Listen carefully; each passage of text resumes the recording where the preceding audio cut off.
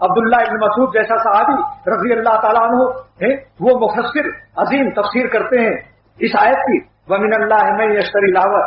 وَمِنَ النَّاسِ مَن يَشْتَرِي اللَّهَ الْحَدِيث۔ اللہ شکایت فرماتے ہیں کہ بعض ایسے خبیث لوگ ہیں جو گانے والیوں کو خریدتے ہیں روپیوں سے، اور جب میرا پیغمبر صلی اللہ علیہ وسلم دعوت دیتا ہے کہ چلو اللہ کی طرف رسول کی طرف، تو وہ کہتا ہے وہ شرابی کبابی اور وہ مغنیات گانے والیوں کو خریدنے والا، وہ کہتا ہے لوگوں محمد صلی اللہ علیہ وسلم جدھر بلاتے ہیں خبردار مت جانا،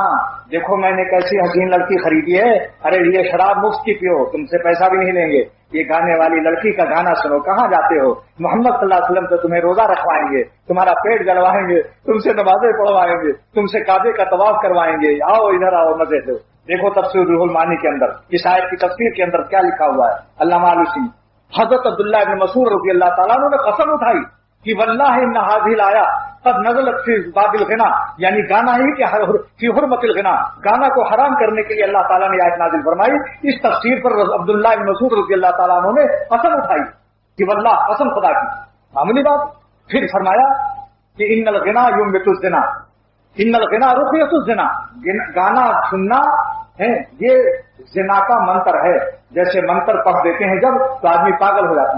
ہے، ایسے ہی گانا ایسی چیز ہے جس کو سننے کے بعد انسان کے اندر گندے گندے خیالات پیدا ہونے لگتے ہیں۔ آج ہمارے گھر میں سانپ کا پٹارا ہے،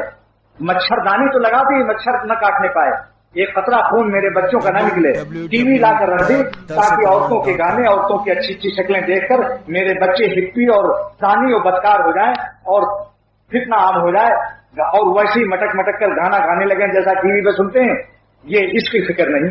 پھر شکایت کرتے ہیں کہ صاحب وہ ہمارا بیٹا جو ہے ہماری نافرمانی کرتا ہے، ہمارا خیال ہی نہیں کرتا، ذرا آپ میرے بیٹے کو کچھ نصیحت کر دیجیے کہ میرے بڑھاپی پر رحم کریں۔ ایک بزرگ نے فرمایا، ایک صاحب نے کہا کہ میرا بیٹا ڈپٹی سیکریٹری ہے اور ایک بیٹا مل مالک ہے، مگر مجھے کہتا ہے، بیٹے کہتے ہیں چوکیدار کی طرح گیٹ پر بیٹھے رہا کرو، جب میں 12 بجے سنیما دیکھ کر آؤں بیگم صاحبہ کو لے کر تب آپ کی چھٹی ملے گی، پھر آپ سو سکتے ہیں، آپ چوکیداری پاسبانی کا کیجیے ورنہ یہ میں کھانا بھی نہیں کھلاؤں گا آپ کو، آپ کہیں اور جا کر رہیے۔ تو ان کے ابا جان جنہوں نے اپنی زمین بیچ بیچ کر پیٹ کاٹ کاٹ کر ڈپٹی سیکریٹری بنوایا تھا، امریکہ تک پڑھوایا تھا، آئے میرے یہاں نازم آباد میں، کہنے لگے کہ میرے لیے کچھ دعا بتائیے کہ میں ان بیٹوں کو پڑھ کے تنگ کروں تو کچھ میری حکم مجھے آرام پہنچائیں، میری عزت کریں، اور فی الحال جب تک نہیں کرتے تو میرے لیے زکوٰۃ کا انتظام کرائیں،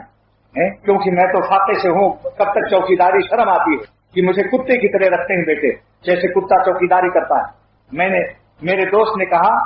کہ آپ نے اپنے بیٹوں کو بچپن میں اللہ کا حکم،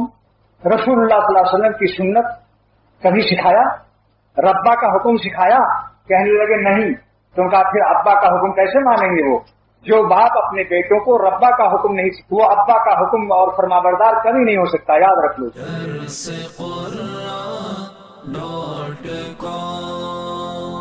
www.darsequran.com